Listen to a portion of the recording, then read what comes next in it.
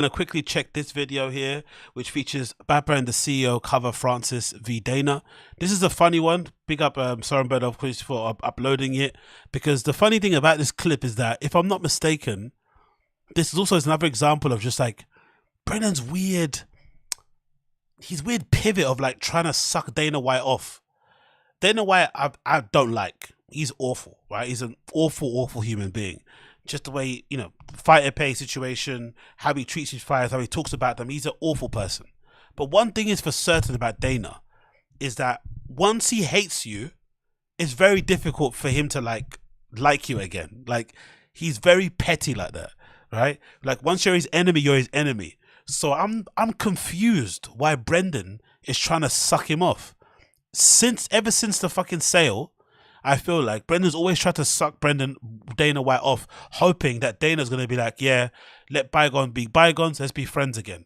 He's never going to forgive Brendan, ever. They're never going to be cool. He hates him, like, to his core. I'm pretty sure Joe's tried to put in a good word about him. He doesn't care.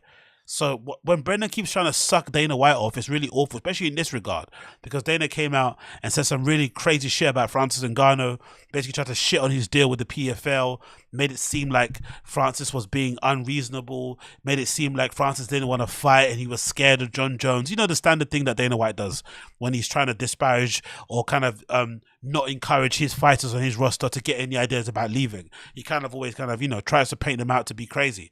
And ARIEL Helwani did an amazing job of breaking it down and kind of calling out all the hypocrisies and the contradictions. But if you watch the entire 5-minute answer that he gives, you know, when he's answering the questions after the UFC, you can tell Dana's chatting shit. He's just lying. He's making up on the spot. He's trying to cast the aspersions on Francis's name, on the deal overall, and just being, you know, how he is toxic. And for some reason, everyone's agreeing that Dana's talking out of his ass and he's talking shit.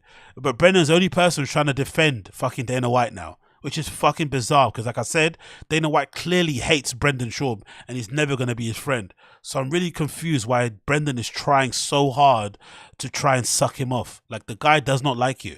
Like, just let it go. Watch the shit talking now. Raising money right now, you know. And what's wrong with that? 280 million, 300 million. I don't know what the number is. Good. Listen, it doesn't take a rocket scientist to figure out Dana is saying... So ARIEL, Helwani, Luke Thomas, Brian Campbell are all in agreement. Dana is talking out of his ass and he's lying, and he's obviously being purposely manipulative, vague, whatever, condescending, blah, blah, blah. But he's talking out of his ass. Everyone agrees. All the experts, all the legit journalists, all the, you know, the guys that you should go to watch if you want to, you know, find out more shit and news information about combat sports and shit. They're all agreeing. But Brendan, the actual expert, doesn't. Untrue or half-truth or basically just unflattering things of his opinion. So I side with Dana on this. This is the playbook I've seen a million times in a million different scenarios over the years, when there was someone else who was interesting in Sengoku or someone interesting in Pride. So by Dana White saying this, like, you're just a hater, you don't want to see anybody do well. Dana's like, no, The idea that like the guy is risk averse is just so, it's just so absurd. Like, how do you get from Cameroon to where he is here today being risk averse? Dana's also not properly phrasing what that contract would have been. Let's just call Dana White Boss A. It was $8 million to fight Jones, but then the money dropped off considerably after that. Francis Ngannou. You're going to be, we'll call it Boss B, for lack of better terms there. Listen, it doesn't take a rocket scientist to figure out Dana is saying untrue. It's absolutely embarrassing that that's what represents our sport, excuse me.